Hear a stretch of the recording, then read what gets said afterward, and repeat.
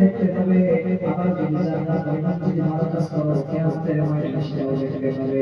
তোমার আমলনামা যখন কিয়ামতের ময়দানে দেওয়া হবে, তোমার আমলনামা যখন দেওয়া হবে, তোমার আমলনামা দেওয়ার পরে তুমি দেখবা তোমার আমলনামা যাবে এমন কেউ গুনাহ নাই যে গুনাহটা আমার তোমরা গিয়েছে যারা পরিমাণ গুনাহ করবে সেই গুনাহটা তোমার খাতায় লেখা থাকবে না। অবশ্যই দেখবে কারণ তোমার কারণে দুইজন ফেরেশতা দিয়েছেন কে? অপরাধ যখন বান্দা করে তখন ফেরেশতারা ওয়েট করতে থাকে বান্দা ভালো কাজ করে কিনা, ঠিক কিনা? তখন বান্দা যদি ভালো কাজ না করে তখন ফেরেশতারা কাঁদে বিনা ফেরেশতারা বসে বসে এই গুনাহের জন্য যখন আপনি গুনাহ করে ফেলেন দেখতে থাকে বান্দা ভালো কাজ করে কিনা। আবার দ্বিতীয়বার অপরাধ করলেন আবার ওই ফেরেশতা বসে থেকে দেখে বান্দা ভালো কাজ করে কিনা, তওবা করে কিনা।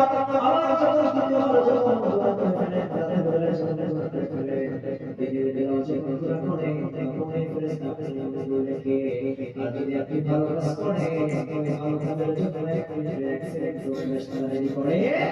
কারণ সবসময় আমাদেরকে সামনে গেছেন কে? বান্দাকে সবথেকে ভালোবাসেন একজন তিনি কে? হুজুর বলেন তিনি কে? বান্দাকে সবথেকে বেশি ভালোবাসেন তার পিতা এবং মাতা থেকে বেশি ভালোবাসে কে? আমার বাবা আমাকে সবথেকে বেশি ভালোবাসে। এজন্য করে আপনি যত অন্যায় করেন না কেন, যত অপরাধ করেন না কেন, তার কাছে তওবা করার দরকার আছে নাই? বলেন না কেন? তার কাছে তওবা করলে মাফ করে দিবেন কে? আপনি 10 বছর গুনাহ করলেন, 20 বছর গুনাহ করলেন, 50 বছর গুনাহ করলেন, 70 বছর গুনাহ করলেন, আপনার গুনাহটা করতে 50 বছর সময় লেগে গিয়েছে।